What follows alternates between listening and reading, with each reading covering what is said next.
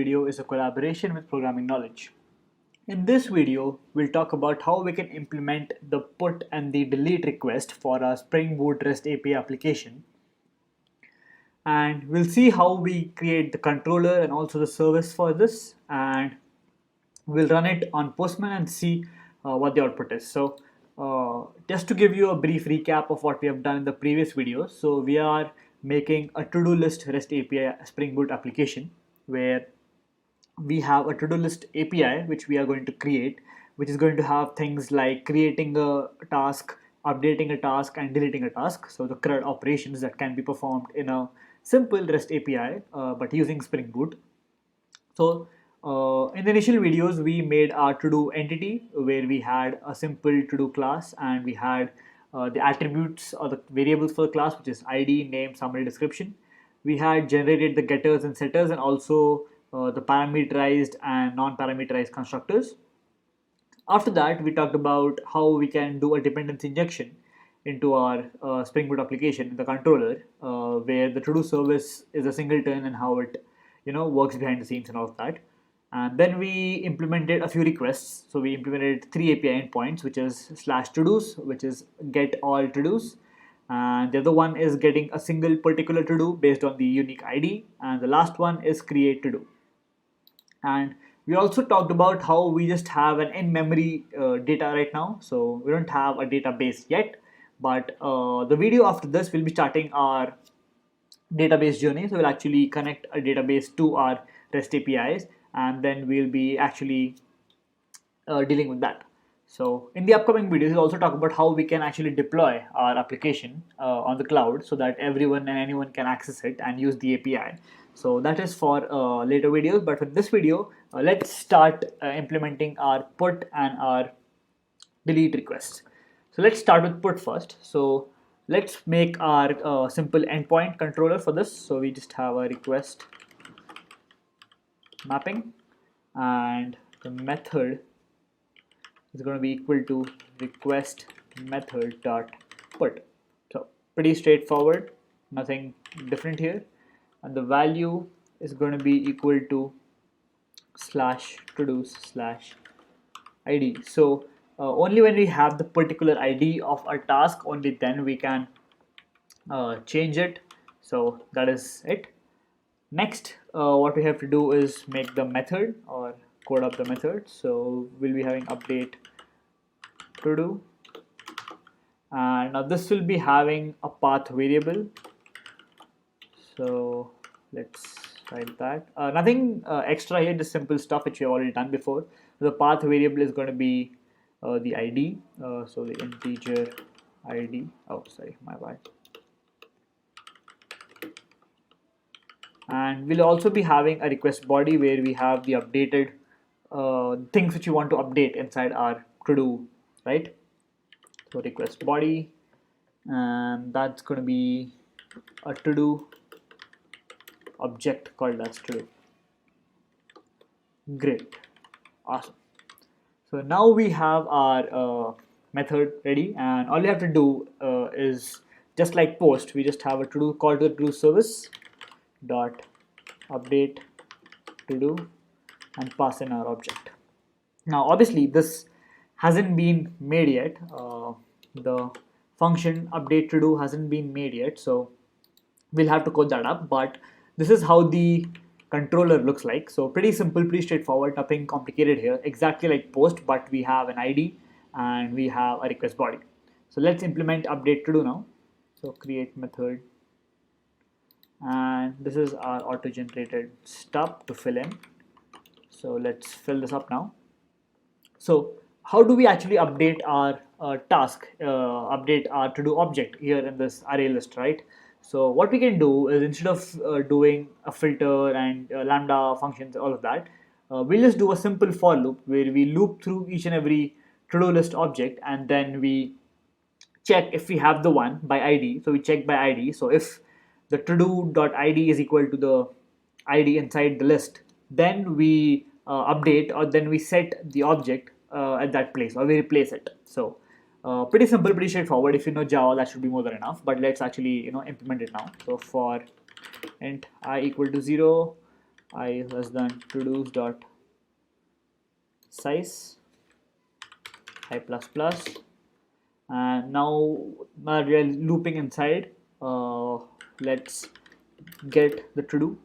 So todos dot get I, the index, and now let's check whether the ID matches. So if t dot get ID dot equals to do dot get ID.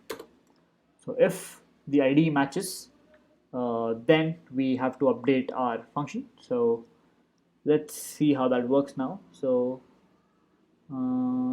yeah, so I completely forgot about this integer ID, and I think the integer comes before the to do. So let me just change that.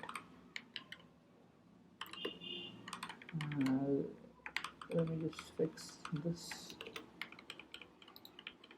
Great. So let me see the to do controller. So the controller has two, right? My right, sorry. So we have the ID comma to do. Great. So now instead of doing a to do dot get ID, we just do an ID. So I know it's much easier to work with. Yeah, now let's replace our existing to do, let's say 2, with the new object which we have. So all you have to do is do a todos dot set. The index is I and the element is to do. And now that we're done, we return once that happens. So we're not handling a lot of exceptions and issues here for any of the REST APIs. We'll be doing that in the subsequent videos where we actually handle the cases where we are not able to find a to do, so we throw a status 404 and also give a user-friendly message. So we'll be doing all of that in the upcoming videos, but in the initial videos, let's talk about the basics that we need to understand about how MVP architecture in Spring works, and also how simple API endpoints can be made without dwelling much into it. So this is how the update works. So update to do, loop through all of them, get each object, compare the ID, and then replace it with the new updated to do object if you find a match, and then return. And that's it for update. And now let's start implementing a delete. So one delete is pretty straightforward, pretty simple, so we don't have to worry much about it. We'll just do it very quickly in like a few minutes, and then we can run the application and see our final a very simple hello world of CRUD right now.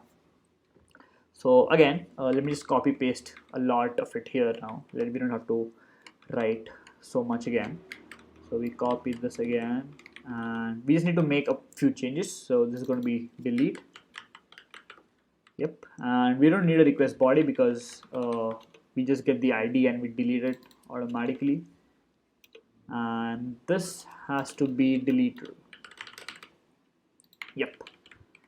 Yep, that's it. Let me just check. We request mapping, delete, and get it by ID, and then we just remove the ID. Great. So let's create the method in service now, and we got the stub.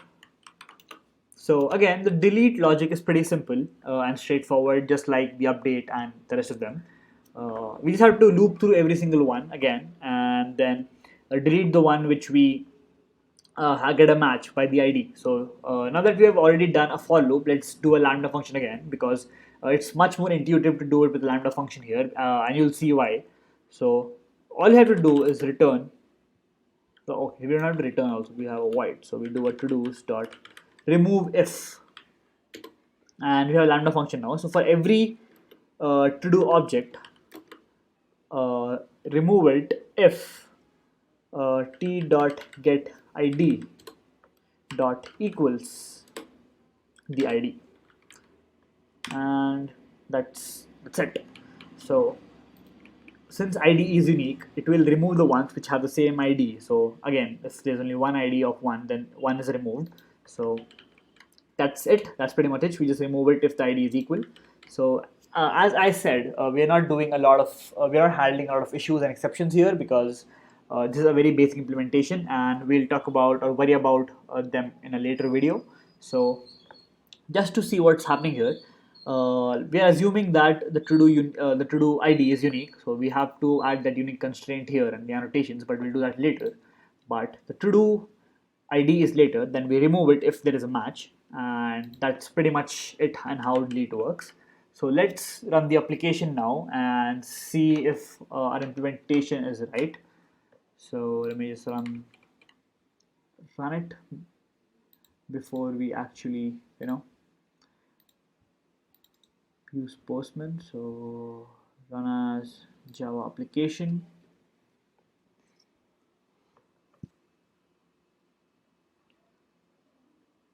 And should happen about now. Yep, our laptop is really slow. I need to update it, but yeah, let's see what we can do about that. Great, so I think it is started on port 8080. So we have our, so let's get it first. So let me increase the size of this. Yeah, so let's get all the to-dos first. So we have 1, 2, and 3, task 1, task 2, task 3, and now let's do a put on 1. So let's do it on 1 now. We'll do a put, body is going to be for 4. Okay, so we already have 4 here, so I'll just be lazy and do it for 4. So summary 4 updated and description also updated. The header is going to be application content type JSON, nothing different there, and we need an ID. So the ID is 4. So we're updating 4, and we just update the summary and description. And now let's press send. So we don't get anything here, but if we do a get on everything now, as you can see that, oh sorry, we didn't even have 4. Oh my bad. Yep, that was bad. Let's do a put again, and let's do it for 3 this time. Completely forgot that we do not have 4. Wow. 3 and yep, 3. Great, so we're not missing anything now. Let's do a send and get all of them, send, and as you can see we have updated the third one. And now let's, while we're at it, let's delete 3 because 3 did not help us in any way anyway. Yeah, so we have delete and to do /3, press send. Again, we don't get a body back, but when you do a get again, you should see that 3 has been deleted. So yeah, as you can see, we just have 1 and 2. So this is how you actually implement a simple hello world CRUD application using Spring Boot. And now in the upcoming videos, we'll be doing a bunch of interesting stuff which is going to be added to our app. The next thing is going to be connecting our application with a database, and after that we'll be adding a few constraints out of that using annotations in our application, and at the end we'll be deploying our application on the cloud. Let's see how we do that in the later video as well. So that was it for today. Thank you for watching, and I'll see you in the next one.